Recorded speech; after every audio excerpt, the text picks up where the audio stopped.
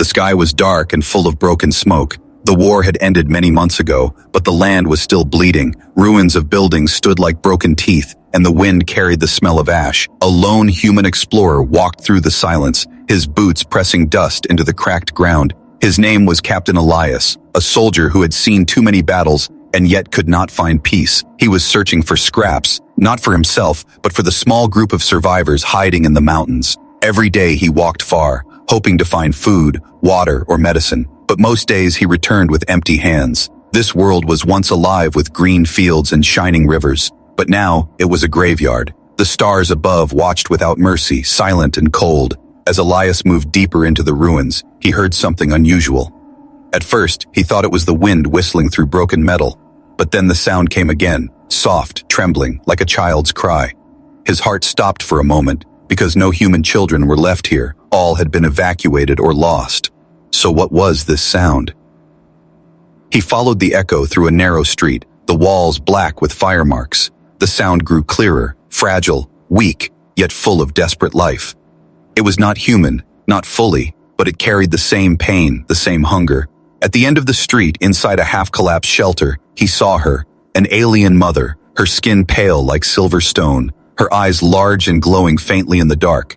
She was thin, her bones sharp under her skin, her breath heavy as if each one was a struggle.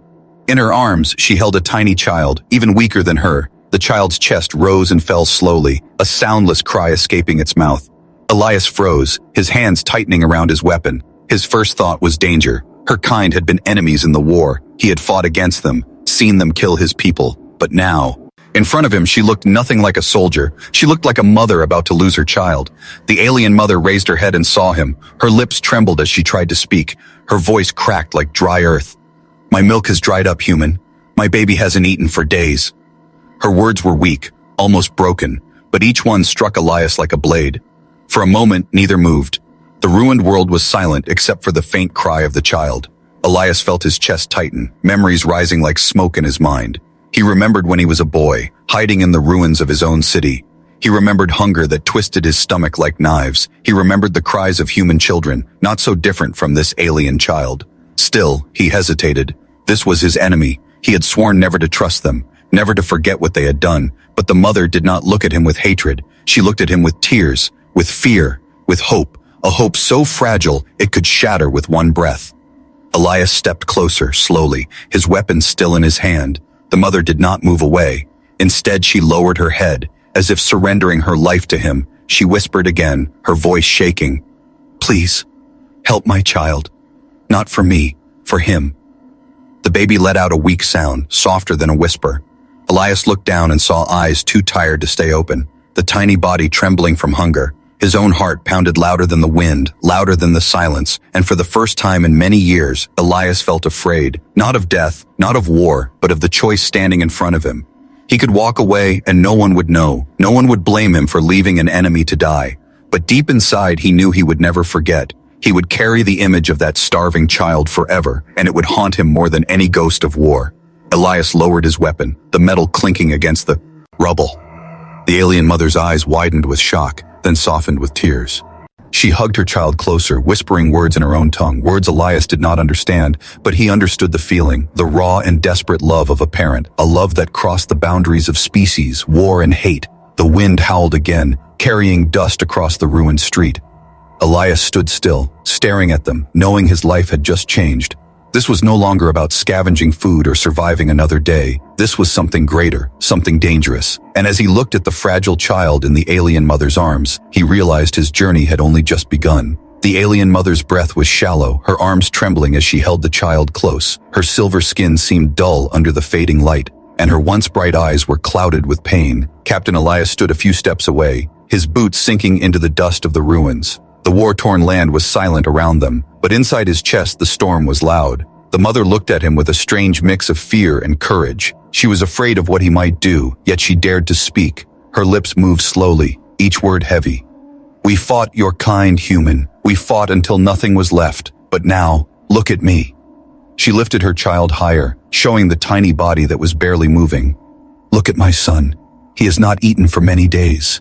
I have nothing left to give him. My milk has dried. I cannot save him." Elias felt his throat tighten, but he forced himself to stay still. He wanted to ask why she had survived, why she had not left with the others of her race, but her face already answered. She had no one left, no home, no army, no family, only this child, this last piece of her life. The alien mother crawled a little closer, her knees scraping the broken ground. The child let out a weak sound, no louder than the rustle of a leaf. It was a sound Elias could not ignore. It reminded him of the cries he once heard in his own childhood, cries of hunger that no soldier's heart could ever forget. Still, he hesitated. She was his enemy. Her kind had killed thousands of humans, burned cities, shattered lives. Helping her would be betrayal. If any other human saw him now, they would call him traitor. His duty was to his people, to the survivors still hiding in the mountains. They needed him, not this alien woman, not her fragile child. Yet the mother spoke again, her voice softer, filled with breaking hope. I do not ask you to save me, human. I do not care if I die. But my child has done nothing wrong. He has not fought. He has not killed. He only wants to live. Her hands shook as she pressed the baby to her chest. If there is any mercy in your heart, please, let him live. Elias looked at her closely, searching for a trick. Was this some trap? Was she using pity as a weapon? But her face showed no lie. Her tears fell into the dust, leaving dark marks that disappeared quickly. Her body was too weak to fight, too tired to deceive. This was no trick. It was only truth. He thought of his commander's words from years ago. The enemy will never change. Do not trust them, not even their children. Those words had guided him through the war, kept his heart hard when it wanted to soften. But now, standing here, those words felt like chains around his heart that were breaking one link at a time. The mother lowered her head to the ground, pressing her forehead to the dust. She was not begging for her pride, she was giving it away. Take my life if you must, but not his, not my child, she whispered. The sound of her voice was so weak it almost broke apart in the wind. Elias felt something shift inside him. He remembered his own mother, her face pale when food ran out. He remembered her giving her last piece of bread to him while she stayed hungry. He remembered how he had cried, begging her to eat, but she had only smiled, a smile that had stayed in his memory long after she was gone.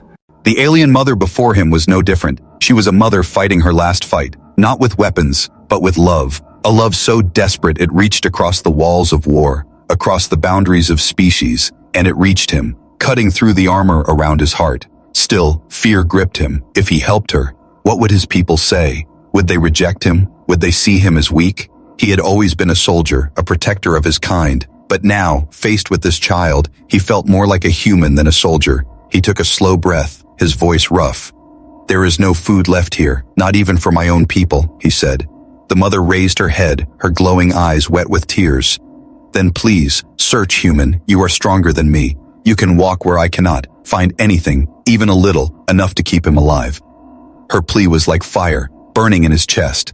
It was not a command. It was not an order. It was hope. And Elias knew hope was heavier than any weapon he had ever carried. The wind carried silence across the ruins. The sky above was dark, but Elias felt as if the ground itself was watching, waiting for his answer. He looked at the child again, the small body shivering, the lips dry, the eyes half closed. In that moment, Elias realized the truth. This was not about choosing between sides, not about enemies and allies. This was about life and death, about compassion and cruelty, and the choice was his alone. He bent down, his shadow falling over the mother and child. His hand slowly reached out, not for his weapon, but for the baby. The mother gasped, clutching the child tighter, but then she saw the softness in his eyes. Elias spoke quietly, his voice almost breaking. I will try. The alien mother closed her eyes, tears falling freely now. Her shoulders shook with silent sobs, not of sorrow but of fragile relief. She whispered something in her language, words. Elias could not understand, but he understood the feeling, gratitude, trust, and a tiny spark of peace in the ruins of war. As the sun sank behind the broken horizon, Elias stood tall, the weight of his choice pressing on his shoulders, heavier than any armor. He knew this path would not be easy, it might even destroy him. But as he looked at the child again, he knew he could not turn back. The plea of a mother had changed everything, and the true test of his humanity had only begun. Captain Elias walked through the ruins with heavy steps. The image of the alien mother and her starving child burned inside his mind. Her plea echoed in his ears, soft yet unshakable. I do not ask you to save me, human, only him, she had said. Those words refused to leave him, clinging to him like shadows. He stopped at a broken wall, leaning against it as dust fell from the stones. His chest was tight, his thoughts torn in two directions. He was a soldier, trained to fight, trained to obey orders, trained to see the enemy as the enemy. Yet, when he looked at that fragile child, he did not see an enemy. He saw hunger, weakness, and innocence had no side in war. Elias closed his eyes and remembered his own past. He remembered hiding in the ruins of his childhood city when food was gone. He remembered the cries of his younger sister, so small, so hungry. He remembered the night she stopped crying, and the silence that followed. That silence had haunted him for years. And now, hearing the weak sound of the alien child, he felt that old wound tear open again. But duty whispered in his mind, "You cannot betray your people, Elias. They still need you." If the other humans discovered he had chosen to help an alien, they would call him traitor. They would say he had forgotten the blood spilled by his own kind. They would never understand, and maybe he could know. He'd explain it either.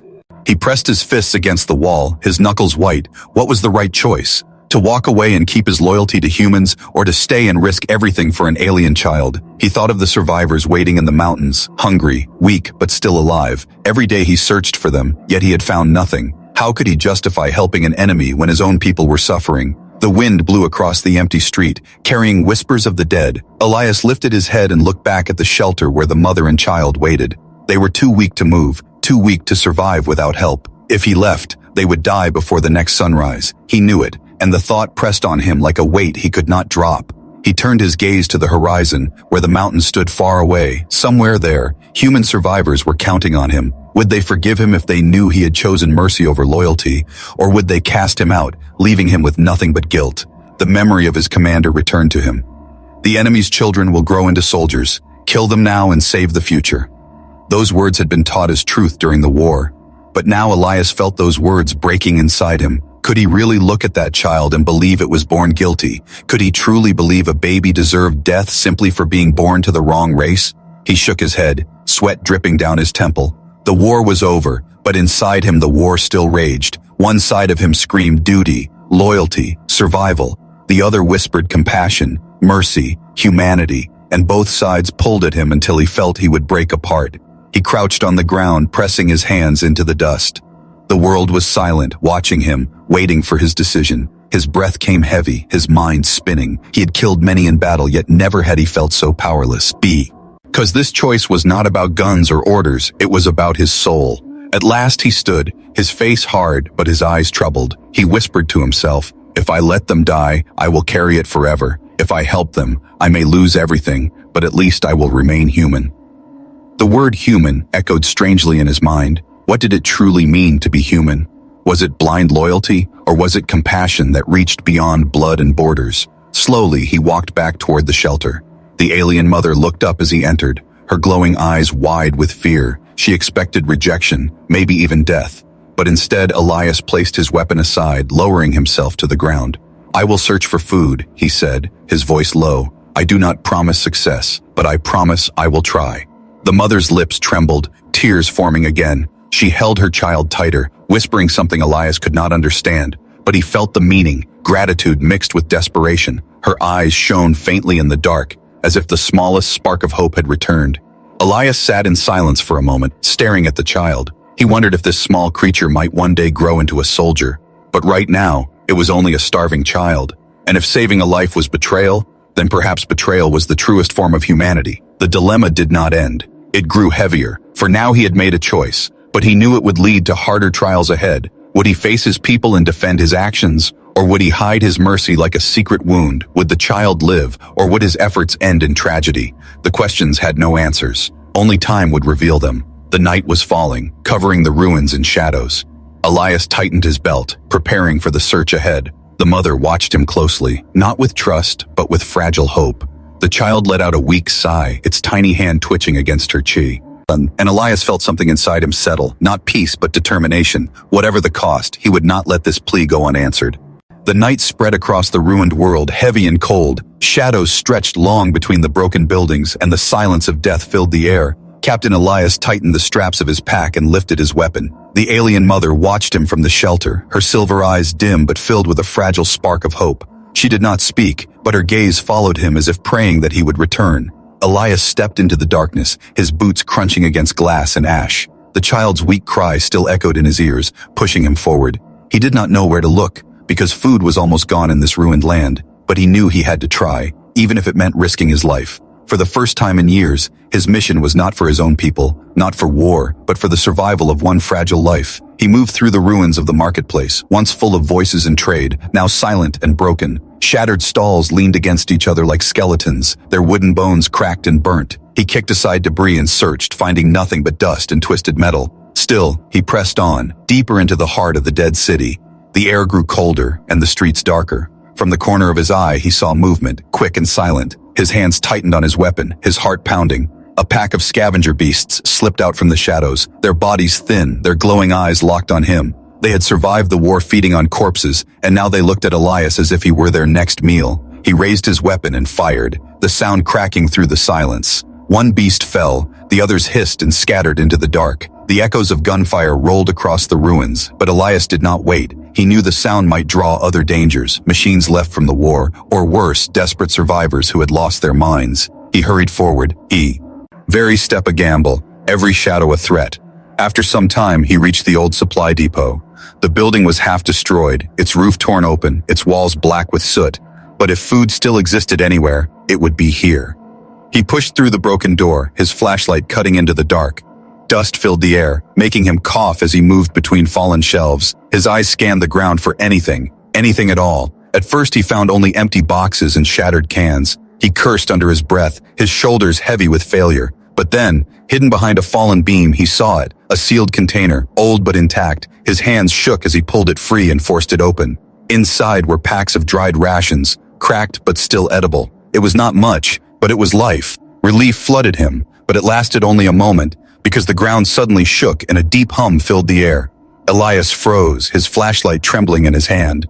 From the far side of the depot, metal stirred, gears grinding. A war machine, half broken but still alive, rose from the rubble, its red sensor light glowing like an eye. It had been built to kill, and now it had found him. The machine's cannon turned, targeting him with deadly precision. Elias dove behind a wall as fire ripped through the depot, blasting shelves into flames. Heat seared his skin as dust and smoke filled the air. He gritted his teeth, clutching the rations close. He could run and abandon them, or fight and risk death. But then he thought of the child, starving, fragile, waiting, and he knew there was no choice. He rolled out from cover, his weapon blazing. Bullets sparked against the machine's armor, but he aimed for the weak joints. The depot shook with the clash of man against metal. Finally, after a desperate burst of fire, the machine staggered, sparks raining from its chest. With a final shot, Elias sent it crashing to the ground, smoke pouring from its broken frame. He stood panting, sweat dripping down his face, his hands trembling. The rations were still clutched against his chest, safe. He laughed bitterly under his breath, not with joy, but with disbelief that he was still alive. The depot burned behind him, the flames licking the night. He turned away, carrying his prize through the ruins. Every step back to the shelter felt longer, heavier. The beasts howled in the distance, machines groaned in the dark, but he pressed on. When at last he reached the shelter, the mother was waiting at the entrance, her eyes wide. She gasped when she saw the rations, her body trembling with relief. Elias dropped to one knee, handing her the packs. Her hands shook as she opened them, feeding the child with trembling care. The baby made a small sound, soft but alive. Elias felt his chest tighten, a strange warmth rising inside him. The mother looked at him, tears streaming down her pale face. "You risked everything," she whispered, her voice weak but full of meaning. He did not answer, only turned his face away, staring into the dark ruins, because he knew this was only the beginning. Saving them tonight did not mean they were safe tomorrow, but at least for one night, hope had returned. The fire from the ruined depot still glowed faintly on the horizon, painting the night sky with a dull red. Inside the small shelter, Captain Elias sat quietly against the broken wall, his weapon beside him, his chest rising and falling with exhaustion. Across from him, the alien mother cradled her child, gently feeding it small pieces from the ration packs he had risked his life to find. The baby made soft sounds now, weak but alive, and each sound seemed to cut through the heavy silence of the world. Elias watched them, his eyes shadowed with thought. He had seen countless deaths, human and alien alike, but this was different. Here in the ruins, an enemy child was breathing because of him. The thought unsettled him, yet it also warmed something inside his chest, something he had thought war had killed long ago. The mother looked at him with cautious eyes, her face pale and weary. For a long time she said nothing, as if afraid her words might break the fragile peace between them. At last her voice came, soft and careful. "You did not have to help me, human. You could have walked away." Her tone carried no anger, only confusion, as if she herself could not understand his choice. Elias shifted, his gaze moving away from her. "I could not," he said simply, his voice low. "I have seen children starve before. I cannot watch it again." He did not tell her about his sister, about the silence that had haunted him for years. Some wounds were too deep to share, even with those who might understand. The mother's silver eyes softened, and for a moment she looked less like an alien and more like any mother he had known. She stroked the child's fragile head and whispered, "My people called humans monsters during the war. We told stories of your cruelty, your hunger for destruction. I believed them. I fought with that belief in my heart." Her voice broke as she added, "But tonight, you saved my child, and I do not know what to believe anymore." Elias felt the weight of her words press against him. Humans had told the same stories, only reversed. He had been taught that her kind were beasts, heartless, born only to fight. Yet here she was, trembling, desperate, and full of love for her child. The stories seemed hollow now, fragile lies told to feed the fire of war. The shelter was quiet except for the baby's soft breaths. After a while, Elias asked, "Why are you still here? Why did you not escape with the others of your people?" The mother's face darkened, her eyes lowering. "There are no others," she whispered, her voice heavy with grief. "My mate died in the first strike. My clan was destroyed in the battles. Those who survived fled to the stars. I sought, but not follow. I was too weak, too far along with the child, so I stayed, hidden, hoping for mercy from a dead world." Her words struck Elias harder than bullets. She was alone, truly alone, carrying the last piece of her life in her arms. He thought of his own people in the mountains, weak, starving, yet at least together. This mother had nothing, only her child and the will to keep it breathing. For the first time since the war began, Elias spoke without walls in his voice. "I thought I knew who the enemy was, but now I am not sure anymore." The mother looked at him, her eyes shimmering in the faint light. "Perhaps the enemy is not people like you or me. Perhaps the enemy is the war itself," she said. Her words hung in the air, simple yet sharp, and Elias could not deny them. As the night deepened, they began to share more. She told him stories of her world before the war, of oceans that glowed in the dark, of cities made of crystal towers that sang with the wind. Her voice was soft, almost like a lullaby, carrying the memories of a lost home. Elias listened in silence, picturing the beauty she described, a beauty now gone forever. In return, he spoke of earth, of green forests and wide rivers, of children running through fields before the bombs fell. His words were rough, but the pictures in them were alive. For a moment, it felt like two broken worlds were meeting inside that small ruined shelter. The child slept at last, its tiny body rising and falling gently. The mother leaned back against the wall, her eyes heavy but calm. Elias sat across from her, staring at the darkness outside, his mind restless. He knew trust between enemies was dangerous, but he also knew it was real. Something had shifted between them, a fragile bridge built not by words, but by survival and shared pain. The night stretched long, yet neither of them slept much. Every sound outside made Elias grip his weapon tighter. Every whisper of wind made the mother hold her child closer. But in that silence, a strange understanding grew. They were not soldier and enemy anymore. They were protector and mother, and though dawn had not yet come, Elias felt a small light inside him, a light that told him he was no longer alone in this war-torn world. For the first time, he dared to believe that trust could bloom even in the ruins, and that perhaps, against all reason, enemies could become something more. Not friends, not yet, but something even rarer, survivors bound by hope. The morning sun rose slowly over the ruins, its light weak and pale. Captain Elias stood at the entrance of the shelter, watching the broken city glow with gold and shadow. Behind him, the alien mother held her child, rocking it gently, her eyes half closed from exhaustion. For a short while, there was peace, fragile and quiet, but Elias knew peace in this world never lasted. A sound broke the silence, sharp and mechanical. It was the hum of engines, the crunch of boots on rubble, the echo of human voices. Elias froze, his heart pounding. He knew that sound too well. It was a patrol. A squad of human soldiers was moving through the ruins, searching for survivors, searching for enemies, and now they were coming closer. The mother's silver eyes widened with fear, her arms tightening around the child. She looked at Elias, her lips trembling. "If they find us, they will kill us," she whispered, her voice trembling like dry leaves in the wind. Elias said nothing, but his jaw tightened. He knew she was right. His people would not show mercy to her kind. To them, she was not a mother, not a survivor, but only an enemy. The voices grew louder, the soldiers moving nearer. Elias stepped outside, his weapon ready, his heart torn. He could walk toward his people and call them over. He could let them take the alien mother and her child away. That would be the safe choice, the loyal choice, the choice of a soldier. As he turned, he saw the child's tiny hand gripping its mother's finger. That image stabbed deeper than any blade. The squad appeared from the dust, 5 humans in dark armor, their rifles raised. They stopped when they saw Elias, and one of them stepped forward. "Captain Elias," the soldier said, "we thought you were dead. What are you doing here?" Elias lowered his weapon slightly, trying to keep his face calm. "I've been scavenging," he replied, his voice steady. "Found shelter for the night." The soldier glanced past him, toward the shadowed corner of the shelter. The mother was hidden, but not enough. A faint glimmer of her silver skin caught the light. The soldier's eyes narrowed, his weapon lifting.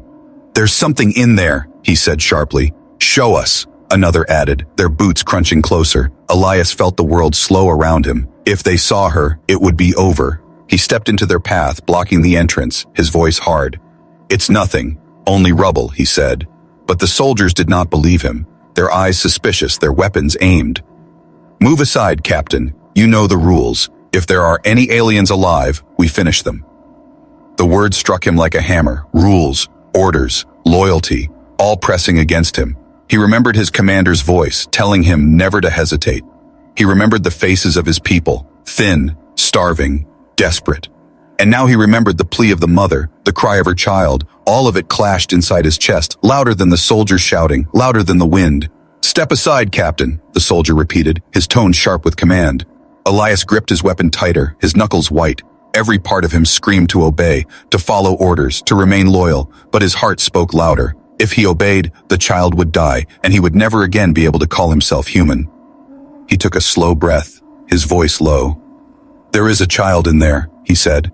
The soldiers froze, confusion flashing across their faces. Elias continued, his eyes burning. "Not a soldier, not an enemy, only a starving child with its mother, and I will not let you kill them."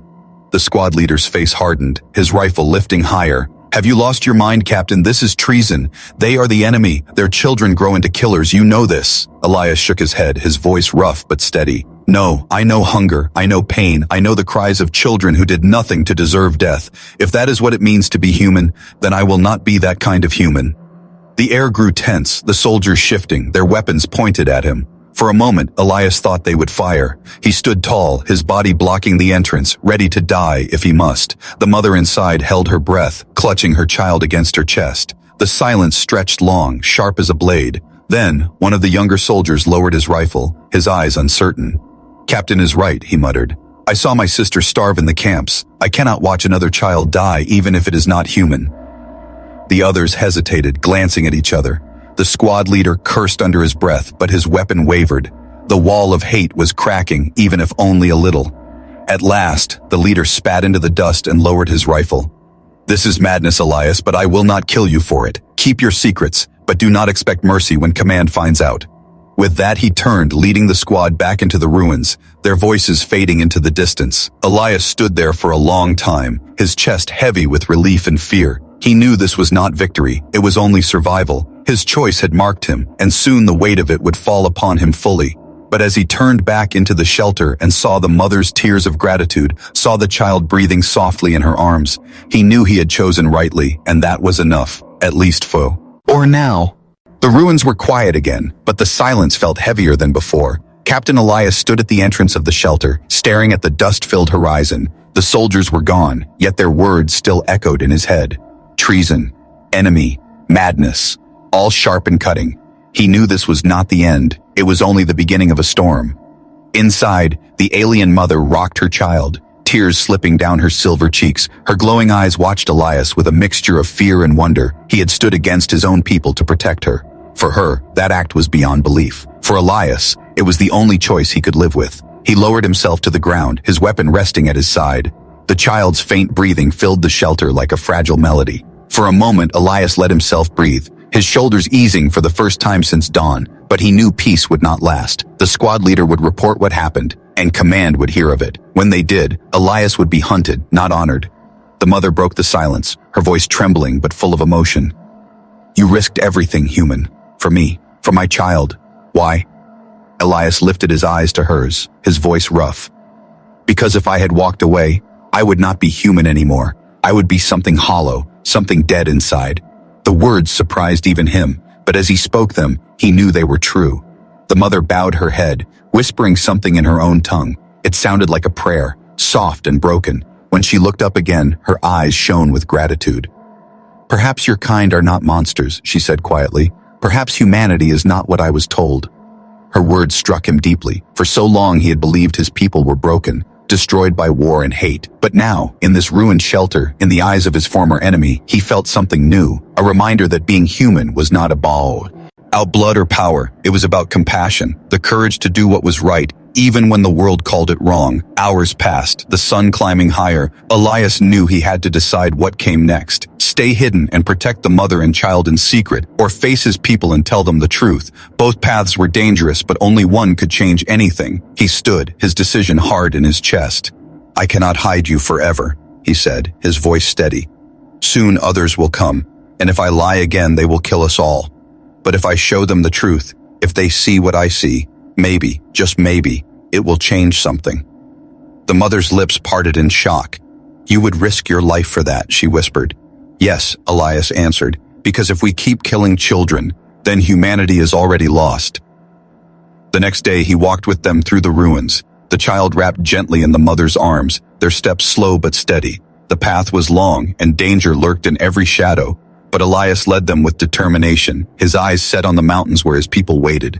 When they reached the camp, the soldiers rushed to meet him, their weapons raised. The commander stepped forward, his face hard as stone. "Elias," he barked, "what is this? Why do you bring an enemy here?" The soldiers murmured, anger and confusion in their voices. Some aimed their rifles at the mother, their fingers tense on the triggers. Elias raised his arms, standing tall in front of her. His voice boomed across the camp, louder than he thought possible. "This is not an enemy. This is a mother. This is a child, starving and helpless, and if you kill them, then what is the difference between us and the monsters we fought?" The camp fell silent, every eye locked on him. The commander's face darkened, his voice sharp. "You betray your people for pity. You disgrace the dead who fought for us." Elias shook his head, his eyes burning. "No, I honor them, because they did not die for hate. They died for survival, for a chance at life. And what greater honor is there than to protect life itself?" The soldiers shifted, unease spreading through their ranks. Some lowered their weapons, their eyes filled with doubt. The commander snarled, raising his hand to order fire. But before he could, a young soldier spoke, his voice trembling. "My brother died of hunger in the camps. I will not watch another child die, not even an alien." Another soldier lowered his rifle, then another, until half the camp stood uncertain. The commander's voice cracked with fury, but he could no longer command their hearts. The wall of hate was breaking piece by piece. Elias stepped forward, his voice softer now. "If being human means turning away from mercy, then I choose to be something better, but I believe humanity is more than that. I believe we can be more than war." Silence hung heavy, but it was a new kind of silence. Not the silence of death, but the silence before change. The mother stood behind him, her child breathing softly against her chest. Her silver eyes glowed with quiet wonder. She had begged for mercy and found it in the heart of her enemy, and now that mercy was spreading, slowly but surely, through the camp, Elias knew the road ahead would be hard. There would be trials, anger, and those who refused to change. But for the first time he felt hope, real and strong, because he had seen what humanity could be. Not cruelty, not hate, but compassion strong enough to bridge the stars. The ruins of war stretched around them. But in that moment, something new was born. Not peace, not yet, but the first fragile seed of it. And Elias knew he would protect that seed, no matter the cost, because this act of mercy, this choice of compassion was humanity at its greatest.